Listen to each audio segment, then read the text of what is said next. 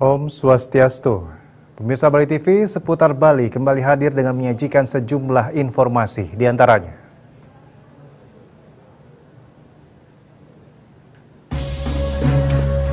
...3.926 P3K Denpasar dilantik di hari lahir Pancasila.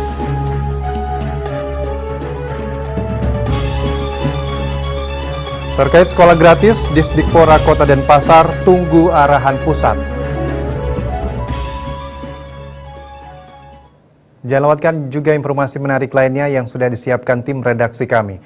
Bersama saya, Agus Jagatraya, inilah seputar Bali selengkapnya.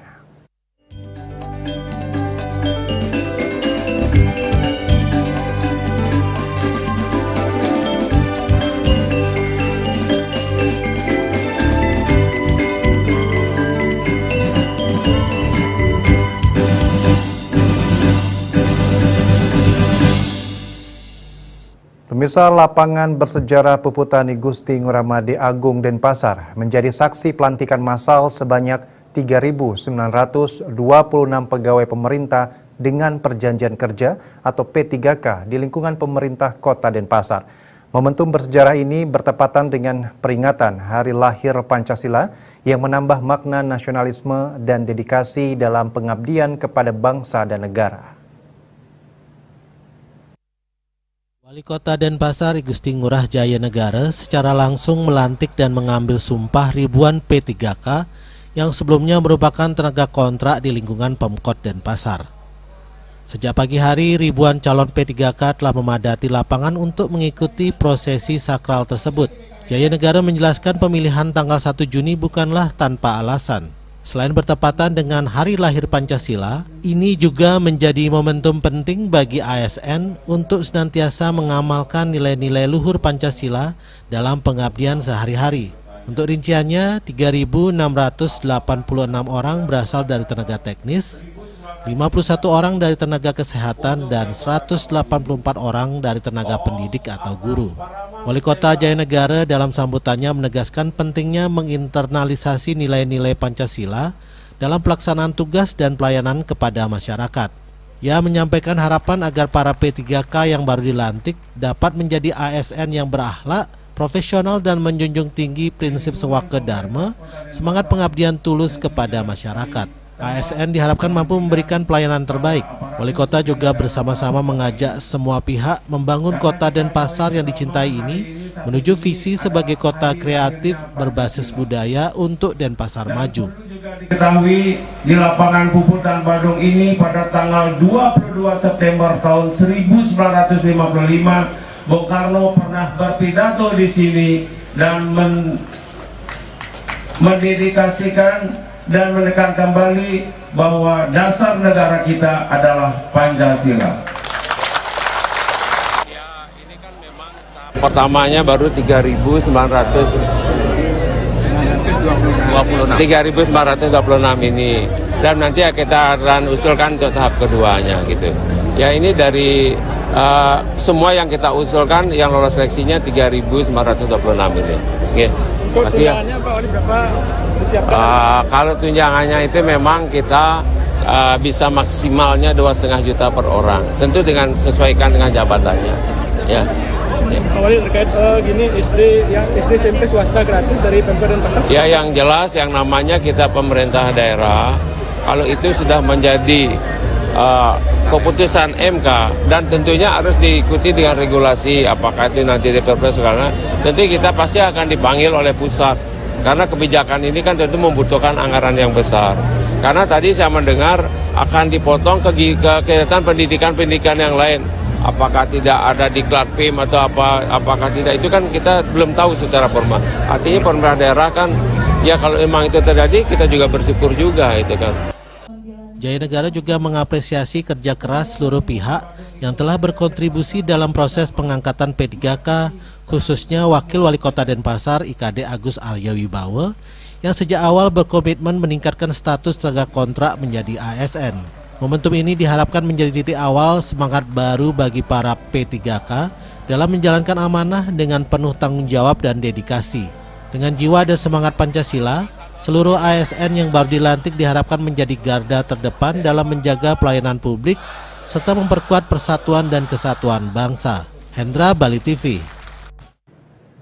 Dalam rangka 100 hari kepemimpinan Bupati dan Wakil Bupati Jembrana, Bupati Kembang Hartawan didampingi Wakil Bupati Patriana Krisma menyerahkan bedah warung milik Dahariah yang beralamat di Ketapang Muara, Desa Pengambengan, Jembrana. Bedah warung kali ini menggandeng PT Leoni Karya Mandiri.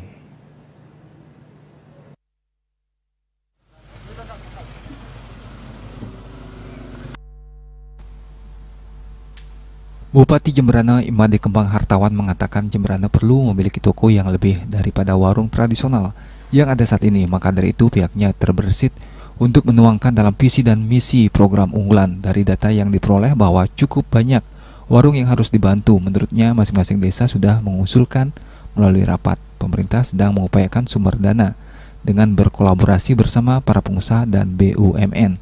Pihaknya berharap program bedah warung ini benar-benar dirasakan oleh masyarakat ke depannya.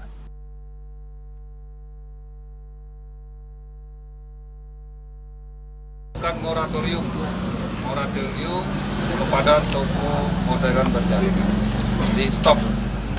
Tidak boleh lagi moratorium untuk toko modern berjaringan. Kita berikan kesempatan kepada warung-warung. Ya, secara resmi saya buka. 2, 1.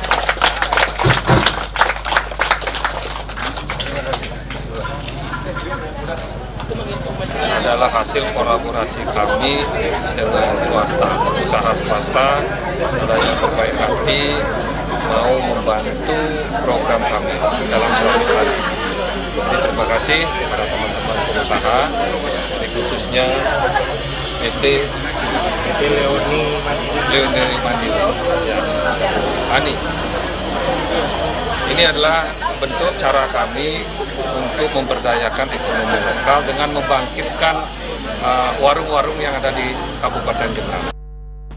Direktur PT Leoni Karya Mandiri, Hanif Subaidi, mengucapkan selamat atas keberhasilan Bupati dan Wakil Bupati Jembrana dalam mengelola potensi daerah dengan baik pada 100 hari kepemimpinannya.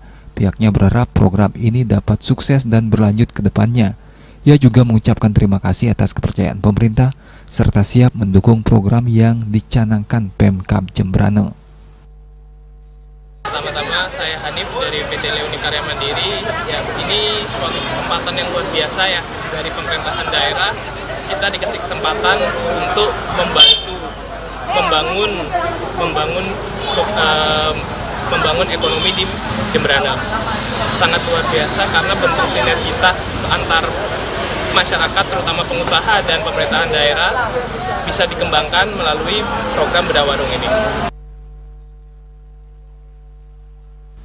Sementara pemilik warung, Dahariah, mengucapkan terima kasih atas bantuan program bedah warung Pemkab Jembrana yang bersinergi dengan PT Leoni Karya Mandiri, sehingga warung miliknya kini telah dipercantik dan jumlah barang yang dijual juga bertambah. Yang diberikan kepada saya sangat membantu saya untuk meningkatkan kualitas warung, dan semoga saya merasa lebih bersemangat untuk mengembangkan usaha, dan semoga kedepannya warung saya semakin maju dan ramai dikunjungi pengunjung. Agus Sudiatmike, Bali TV.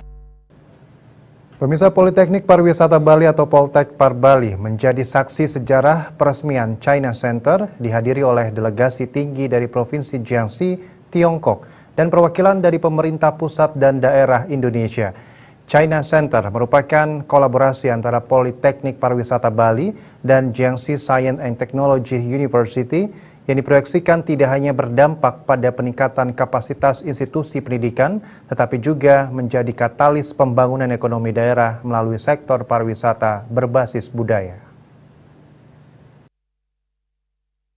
Acara ini merupakan bagian dari kegiatan bertajuk Friendly Cooperation and Exchange yang mempertemukan tokoh-tokoh penting dari dua negara dalam semangat kolaborasi lintas sektor pendidikan, budaya, dan pariwisata. Kegiatan ini dihadiri oleh Menteri Propaganda Jiangxi Lu Xiaoxing, Konsulat Jenderal Tiongkok di Denpasar Zhang Zhisheng, serta perwakilan Kementerian Pariwisata Republik Indonesia yaitu Deputi Bidang Sumber Daya dan Kelembagaan yang diwakili oleh Asisten Deputi Manajemen Strategis Dr. Gusti Ayu Dewi Hendriani Apar Empar.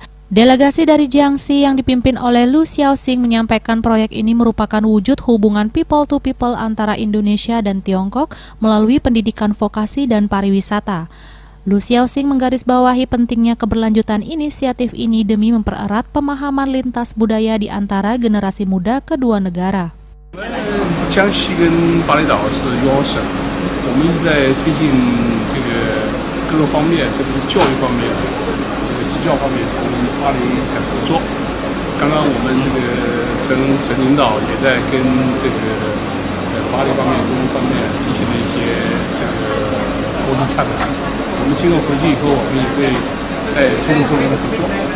Jadi pada pertemuan kali ini adalah peresmian kerjasama antara Provinsi Jiangxi dan juga Provinsi Bali yang sebelumnya sebenarnya sudah terjalin kerjasama aktif.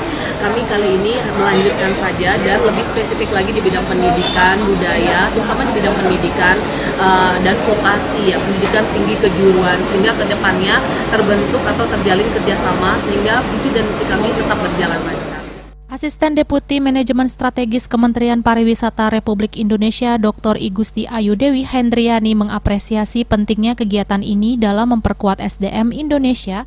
Jadi tadi disampaikan bahwa Provinsi Bali dan Provinsi Jiangxi sudah bekerja sama dalam bidang pertukaran informasi, kemudian pendidikan bidang vokasi dan juga pelatihan-pelatihan serta promosi bidang kebudayaan, kemudian bidang tadi teknologi dan keunikan masing-masing daerah yang ada di Indonesia maupun di negeri Tiongkok. Jadi upaya kami dari Kementerian Pariwisata tentunya mendorong lebih banyak adanya kolaborasi strategis seperti ini untuk meningkatkan daya saing destinasi pariwisata Bali yang kunjungan wisatawannya dari pasar Tiongkok sudah semakin meningkat. Direktur Politeknik Pariwisata Bali Ide Bagus Putu Puja menyampaikan rasa bangga atas terwujudnya kerjasama dengan pihak Jiangxi yang telah dirintis sejak tahun 2023. Dalam meningkatkan SDM, ya, terutama di bidang pariwisata, kita harus menjalin hubungan secara internasional. Salah satu yang kita lakukan adalah dengan China, Tiongkok, dalam bentuk kegiatan-kegiatan dalam pengembangan SDM yang sudah kita laksanakan dengan menghadirkan instruktur dari Cina, ya, dan juga kita juga diundang ke sana termasuk dosen, mahasiswa, dan juga kita meningkatkan bukan cuma di dalam bidang bahasa, ya, tapi juga teknologi dan juga terkait dengan budaya. Acara dilanjutkan dengan penandatanganan 7 perjanjian kerjasama strategis, diantaranya adalah pendirian China Center International Tourism Vocational Training Center, peluncuran Chinese Cuisine Practical Training Base bekerjasama dengan restoran Teluk Merah, dan Universitas Mitra dari Tiongkok dan Indonesia. Acara ditutup dengan penyerahan plakat dan pernyataan bersama antara kedua pihak yang menandai dimulainya program kerjasama jangka panjang antara Poltek Par Bali dan Jiangxi. Bunga Widrayani, Bali TV. Terkait sekolah gratis, Disdikpora Kota Denpasar tunggu arahan pusat. Kami segera kembali dengan laporannya.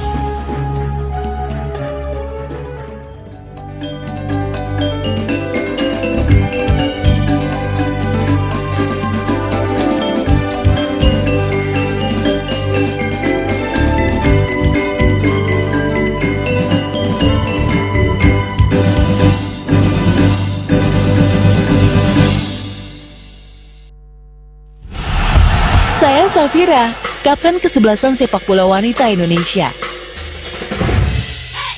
Menangkan 5 tiket nonton langsung Indonesia di pentas dunia 2026 Amerika atau total hadiah senilai 250 juta rupiah. Beli 5 bungkus kopi luwak limited edition, kemudian foto kemasan beserta struk pembelian asli. Upload ke sosial media, tag @kopiluwak_official. Dukung Indonesia mengukir sejarah baru. Kopi Luwak, kopi nikmat, nyaman diminum.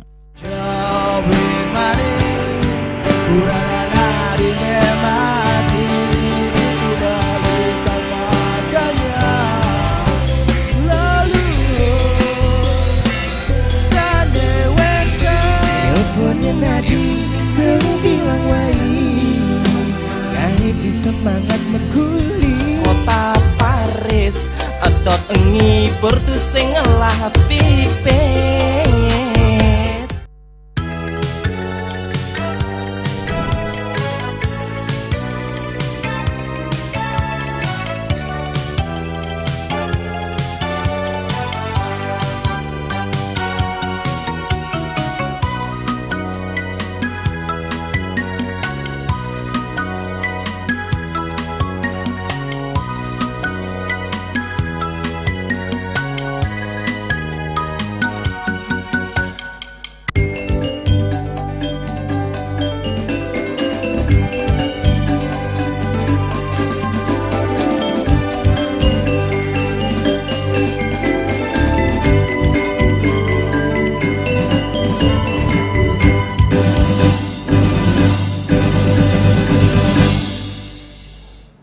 Pemirsa, putusan MK nomor 3/PUU 22/2024 tentang kewajiban pemerintah memberikan wajib belajar minimal pada jenjang pendidikan sekolah dasar atau SD dan sekolah menengah pertama atau SMP, baik negeri maupun swasta, tanpa memungut biaya, mengagetkan banyak pihak karena terkesan tiba-tiba.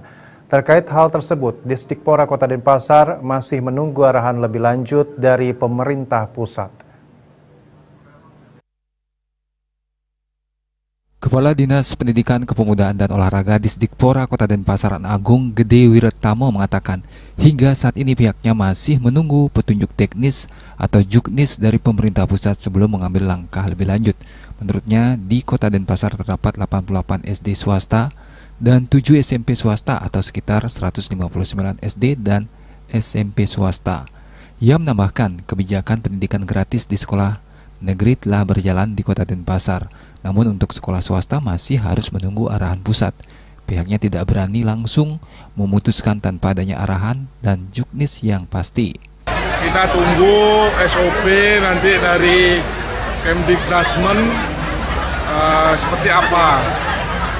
Sehingga kita nggak bisa bilang apa, tapi kita udah siap-siap aja.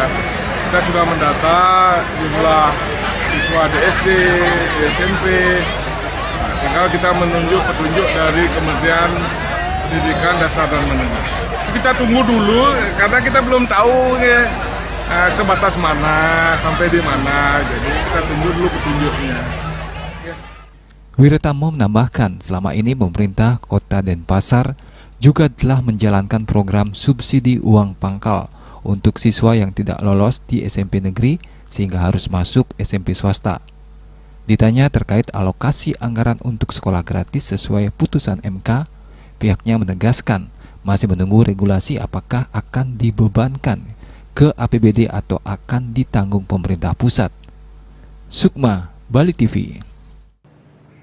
Presiden Prabowo Subianto menyampaikan rencana peluncuran program nasional sekolah rakyat dengan sistem asrama. Program ini menyasar anak-anak dari kelompok ekonomi rendah di Indonesia dan akan dimulai dengan pendirian sedikitnya 100 sekolah di berbagai wilayah. Sementara salah satu SMA di Kabupaten Buleleng telah ditunjuk sebagai proyek percontohan. SMA dan SMK Bali Mandara yang berada di Kecamatan Kubu Tambahan Buleleng resmi ditunjuk sebagai percontohan untuk pembentukan 100 sekolah rakyat oleh Kementerian Sosial RI. Sekolah ini sukses mencetak lulusan berkualitas yang mampu bersaing di perguruan tinggi, sekolah kedinasan, hingga institusi militer dan kepolisian. Rencana ini akan direalisasikan di seluruh Indonesia pada Juli 2025. Peninjauan langsung dilakukan oleh Sekretaris Jenderal Kementerian Sosial RI bersama sejumlah anggota Komisi 8 DPR RI. Ketut Karyasa Adnyana menggandeng Kemensos untuk meninjau sekolah ini yang nantinya akan jadi pilot project sebagai perbandingan ketika sekolah rakyat dibentuk sehingga program sekolah rakyat ini dapat dilaksanakan dengan baik. Semestinya ini kan kalau ini berhasil, tiap kecamatan itu ada sekolah rakyat, ada sekolah inklusi. Selain itu, Karyasa juga mendesak pemerintah pusat agar segera merancang aturan penganggaran khusus bagi sekolah rakyat agar program ini berjalan berkelanjutan dan fokus untuk menurunkan angka kemiskinan di Indonesia. Yasri Yuli, Bali TV.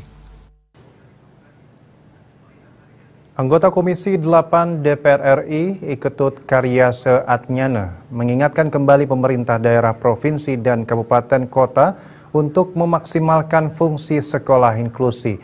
Hal ini bertujuan untuk mengantisipasi kasus kesulitan siswa dalam membaca, menulis, dan menghitung atau calistung atau disleksia terulang kembali.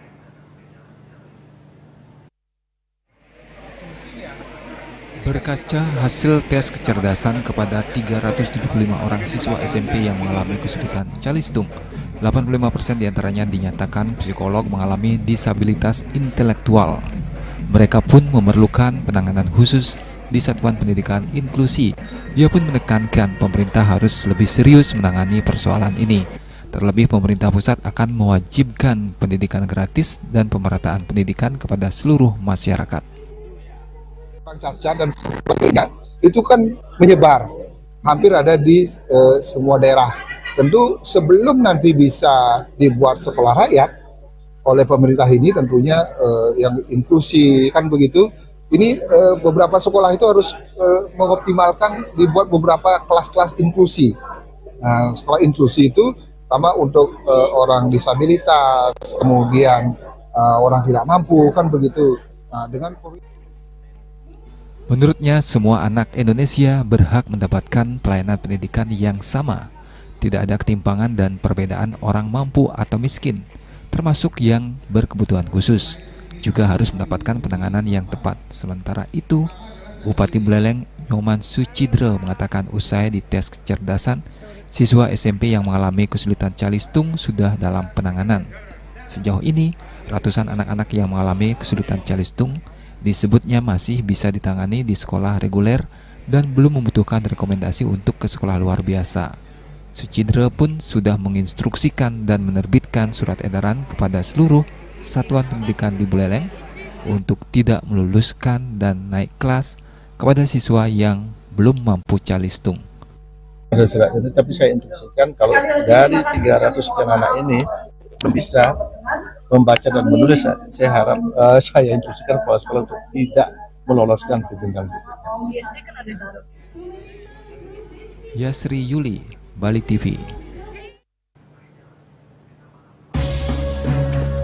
Kami akan segera kembali dengan informasi. Desa di Badung sulit tolak Kopdes Merah Putih.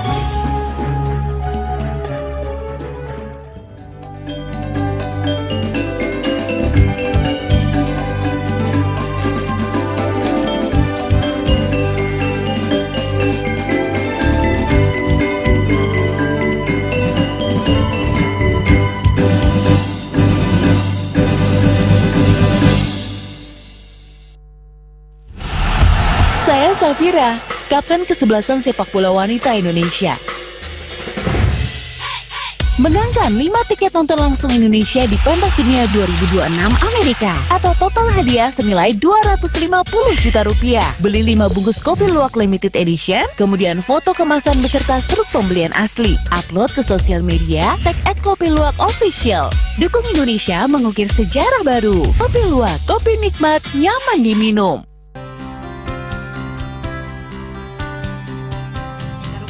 Kemarjang disampun sampai ke alit kena kulit. Metaplah kalau kebos, mepandes utawi misangi, drama antar Ketua Banjar Jakarta Selatan hari di Jakarta Selatan para pindah riwah tokoh-tokoh umat Hindu. Emansipasi koperasi mewah penyarengan kerama istri saha angge cangin purikau wenten taler 6 TPS tani kaayahin oleh kerama istri inggian ring TPS 6.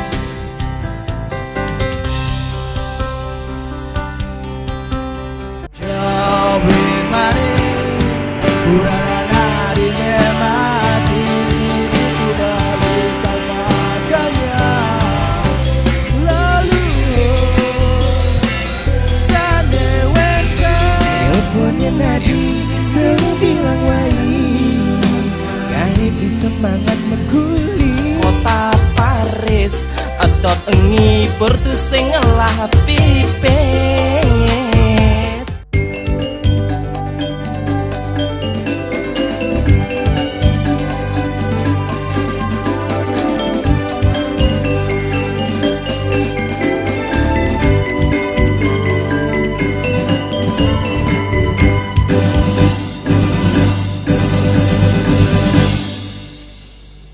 Pemirsa, pembentukan Koperasi Desa Kelurahan Merah Putih di Kabupaten Badung berjalan alot.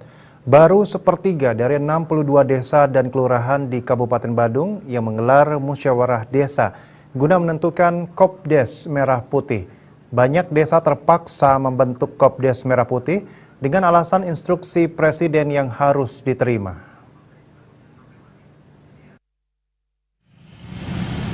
Kondisi itulah yang dialami Desa Dalung, Kuta Utara seperti diungkapkan Ketua Badan Permusyawaratan Desa BPD Desa Dalung, Nyoman Wage. Belum lama ini dia mengatakan kalau boleh menolak, sebenarnya menolak. Alasannya, di desanya sudah banyak berdiri koperasi produksi simpan pinjam dan lainnya. Dengan demikian akan banyak berbenturan dengan koperasi milik warga desa, Banjar dan milik Pura. Namun karena sifatnya impres, akhirnya desa sepakat mengambil dana Kopdes Merah Putih. Untuk Koperasi Merah Putih karena ini merupakan instruksi Presiden, jadi hasilnya ya kami mengikuti saja. Padahal kalau sebenarnya itu ya di desa kami banyak sekali ada koperasi. Kalau saja boleh gitu ya, boleh menolak ya kami menolak. Karena ini instruksi kita jalankan saja. Saya kira Desa Dalung Kuta Utara memutuskan memilih Kopdes setelah melewati perjalanan panjang. Sekretaris Perbekal Desa Dalung, Made Trimayase, mengungkapkan Kopdes Merah Putih terpaksa diterima dengan alasan impres. Hanya saja pelaksanaannya disinergikan dengan lembaga keuangan yang ada. Program yang diprioritaskan adalah simpan pinjam dan usaha dagang sesuai kebutuhan warga desa yang berpenduduk 28.000 orang, khususnya usaha LPG, air mineral, dan usaha jasa lainnya. Bahwa ketika kita berbicara masalah Koperasi Desa Kelurahan Merah Putih yang ada di tingkat nasional, karena ini merupakan instruksi Presiden nomor 9 tahun 2025 yang tentunya semua desa kelurahan di seluruh tanah air wajib membentuk yang namanya Koperasi Desa Kelurahan Merah Putih. Betul, alot sekali penentuan sikap Desa Dalung, Pak. Betul, karena apa?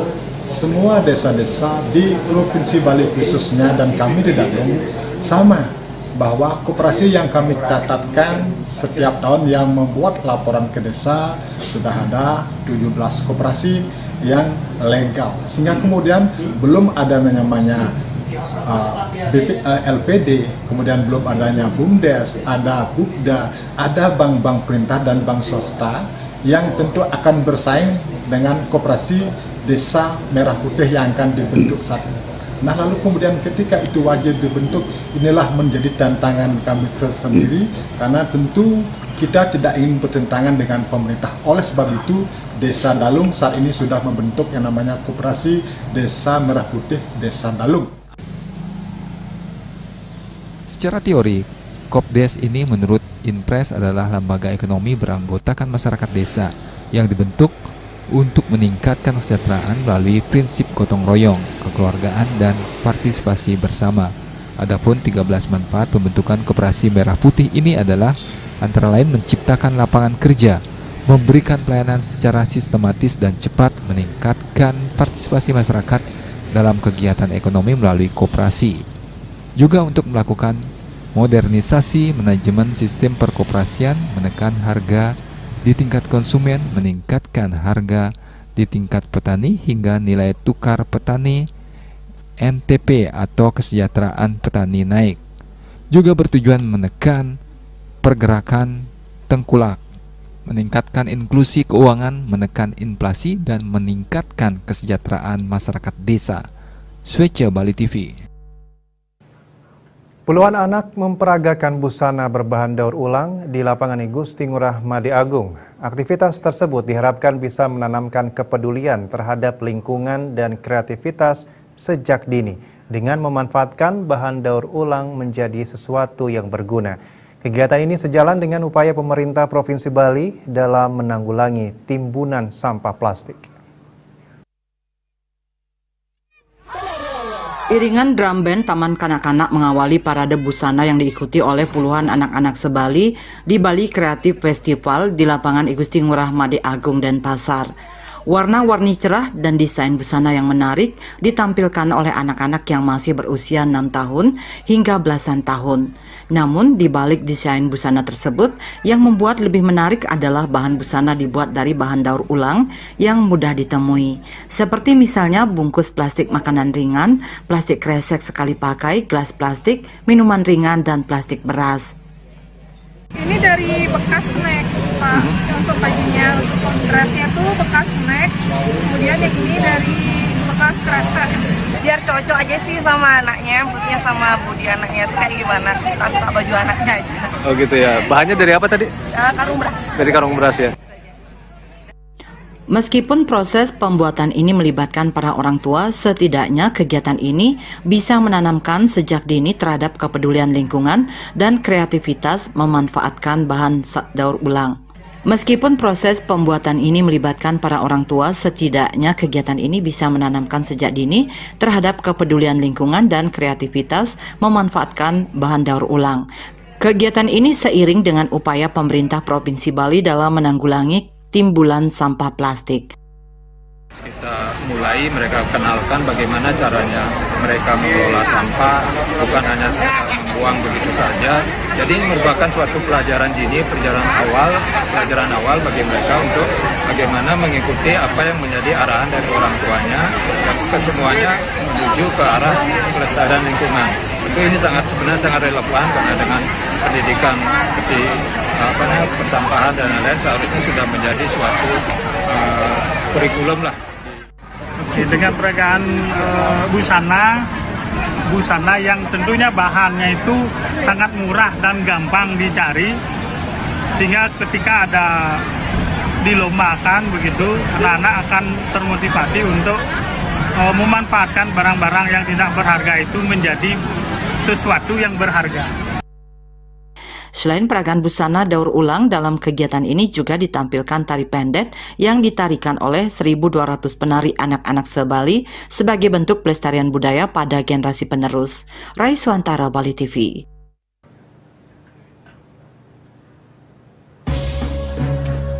Berawal dari hiburan, biliar kini menjadi olahraga favorit hingga lahirkan atlet berprestasi.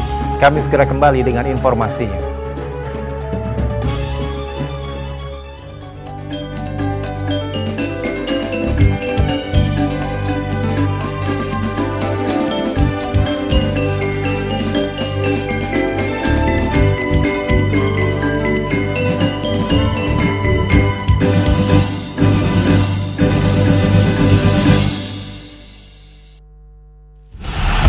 Saya Safira, kapten kesebelasan sepak bola wanita Indonesia.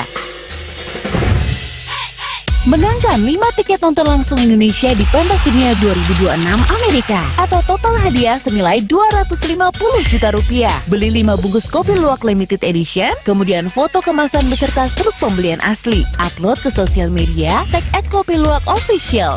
Dukung Indonesia mengukir sejarah baru. Kopi Luwak, kopi nikmat, nyaman diminum.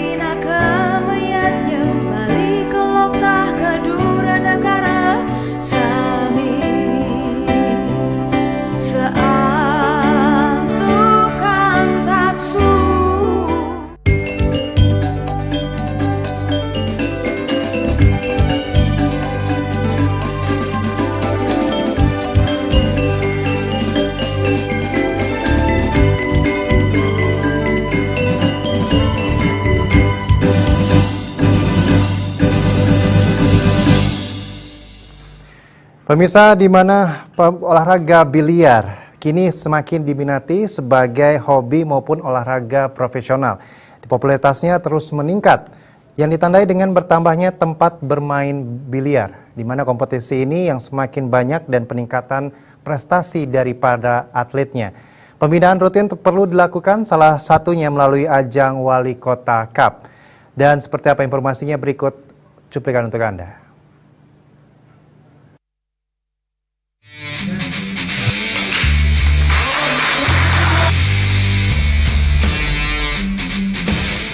Biliar awalnya hanya dikenal sebagai hiburan semata yang dimainkan oleh kalangan tertentu. Konotasi negatif yang sempat melekat permainan biliar ini membuat banyak orang tua enggan memberikan jalan bagi putra dan putrinya untuk menekuni permainan bola sodok ini. Seiring bergulirnya waktu, biliar mulai dilirik untuk masuk dalam cabang olahraga dan diikutkan dalam berbagai event di tingkat lokal maupun internasional, termasuk pemerintah Kota Denpasar melalui POBSI Denpasar. Bahkan biliar kini juga menjadi salah satu cabang olahraga yang kerap dilombakan, salah satunya melalui Wali Kota Cup, dan tahun 2025 ini sudah ke-15 kali pelaksanaan.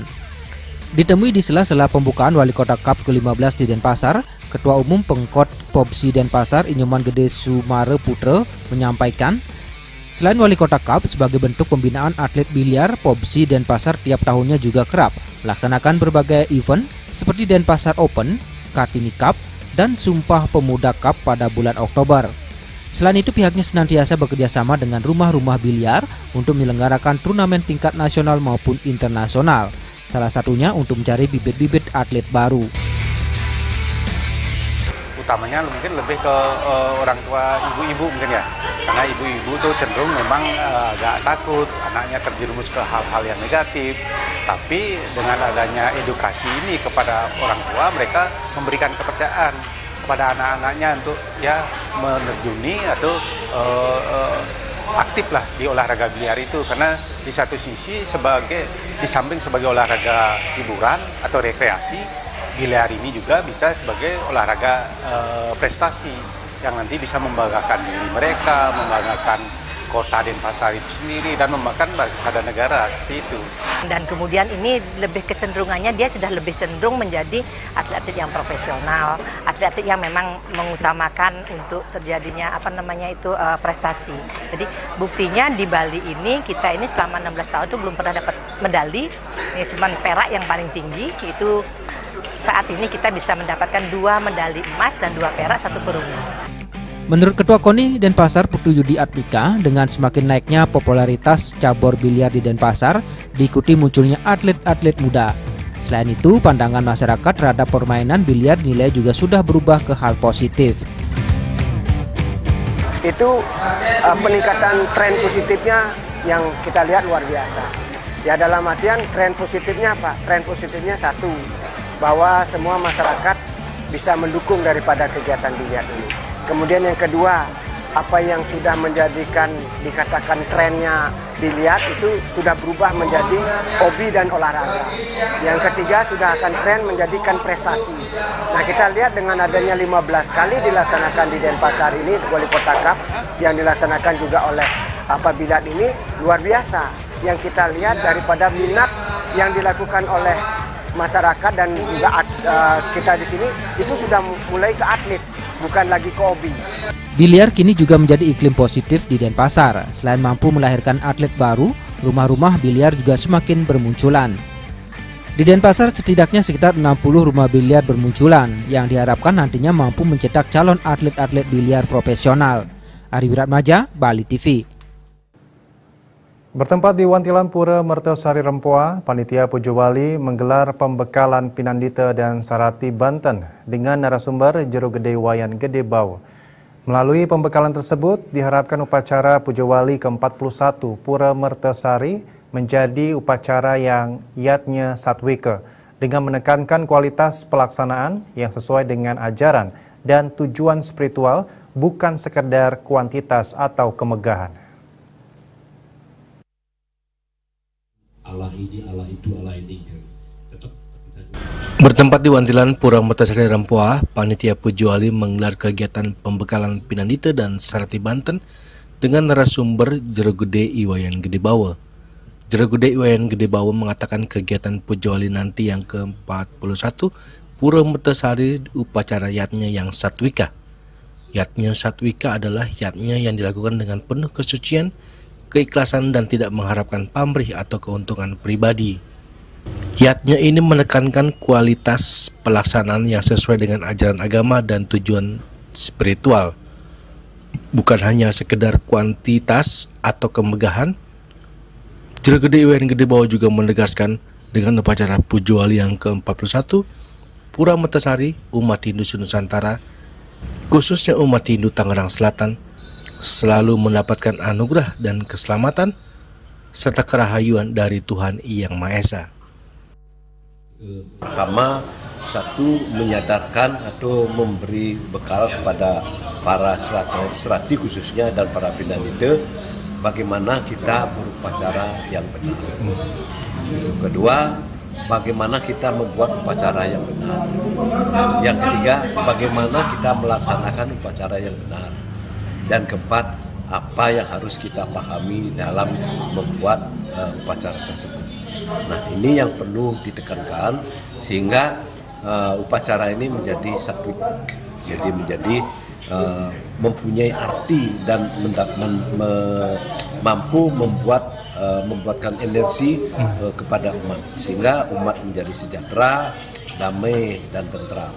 Itu yang tujuan utama pertama. Jadi sekali situ disampaikan kepada Tuhan karena Tuhan itu sudah hadir. Ya. Karena itulah makanya jangan pergi, jangan ditinggalkan upacara ini.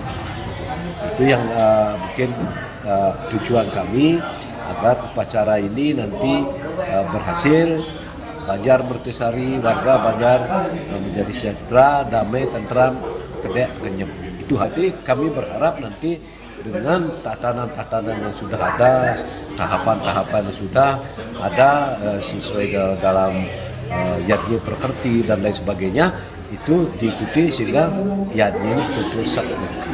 Satwika ini artinya yadnya yang bisa diterima oleh Tuhan, sehingga tidak ada lagi pemborosan dalam beryadnya. Sementara itu, salah satu ketua panitia Pujawali ke-41 Pura Mertasari Rempua, Iwayan Karmika mengatakan pihaknya akan selalu berkoordinasi dengan para panitia, pinandita, Sulinggi, Sarati Banten serta umat demi suksesnya karya Pujawali yang jatuh di tanggal 10 Juni 2025. Berkenaan dengan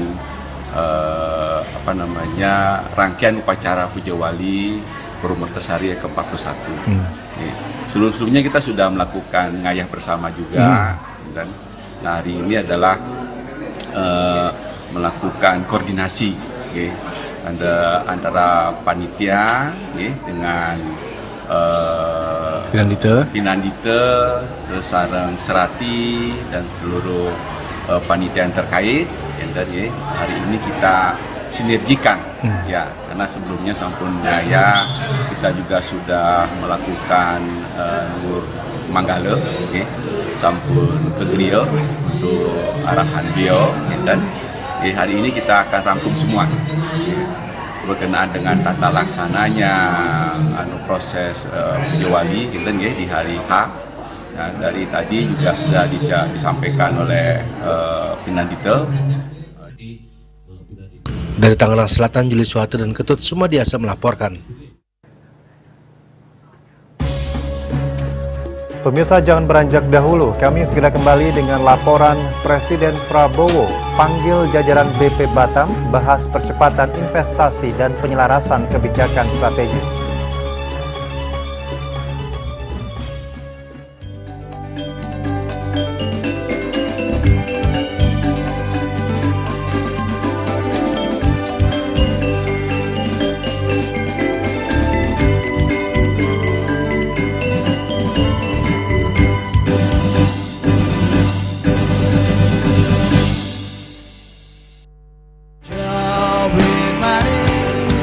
Pura-pura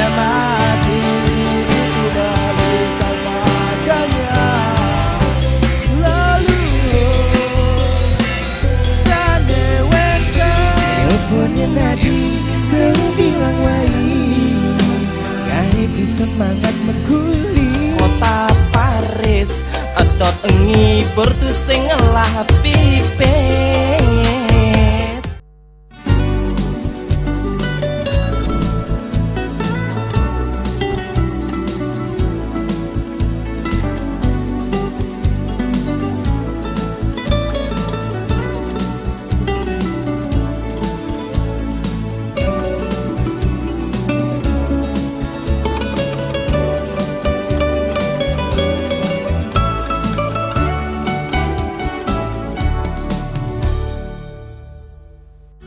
Malu yen sujatine ada di lohe terus terang beli yang sama ngari terus nan beli nganti mati Kalau matang lan dingin kabut tenis beli keras sing buwe nada istilah sanyagai metu.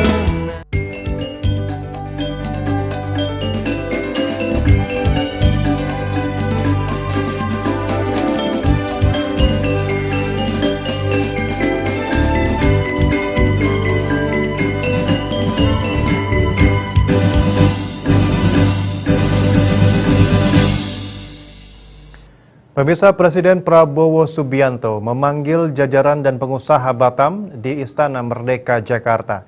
Kepala BP Batam, Amsakar Ahmad, menyampaikan bahwa dalam pertemuan tersebut, pihaknya melaporkan program kerja BP Batam difokuskan pada upaya percepatan investasi dan kebijakan strategis.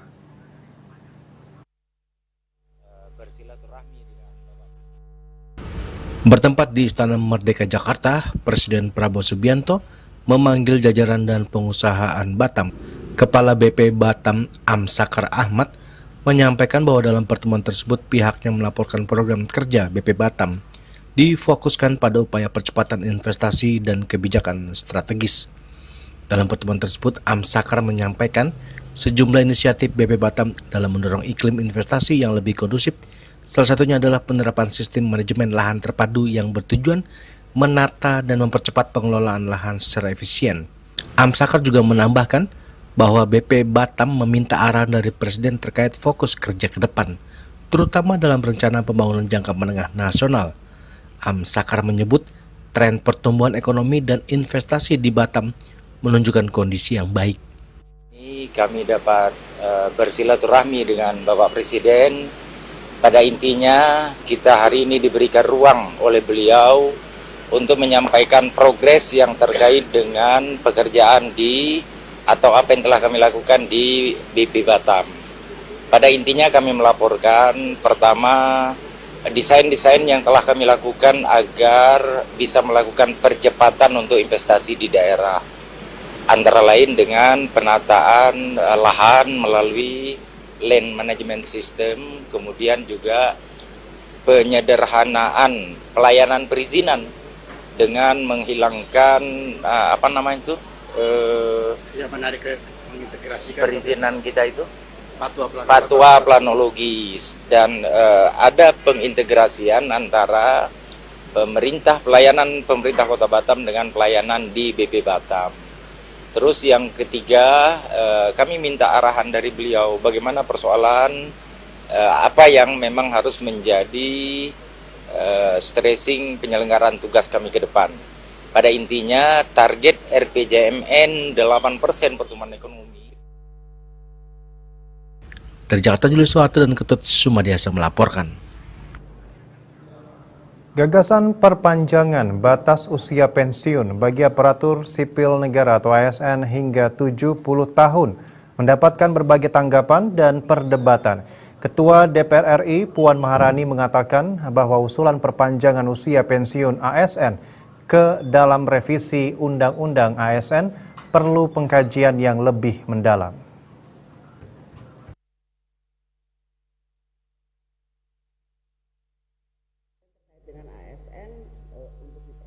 Gagasan perpanjangan batas usia pensiun bagi aparatur sipil negara atau PNS hingga 70 tahun mendapatkan berbagai tanggapan dan perdebatan.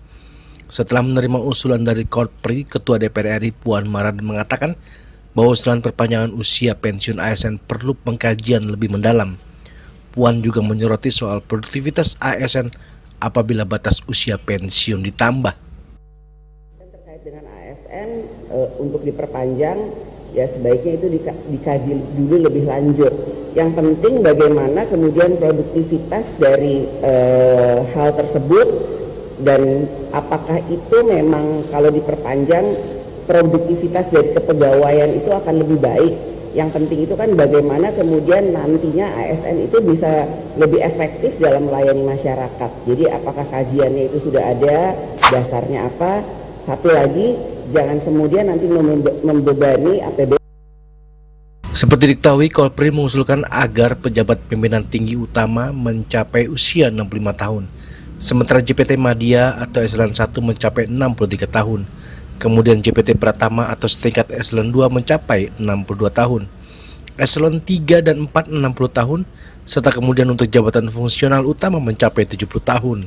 Jika mendapat persetujuan resmi dari pemerintah, batas usia pekerja di Indonesia akan menjadi yang tertinggi di antara negara-negara tetangganya di Asia Tenggara. Dari Jakarta, Julius Wate dan Ketut Sumadiasa melaporkan. Dan kini kami sampaikan informasi perakiraan cuaca untuk kabupaten kota di Bali berlaku Senin 2 Juni 2025.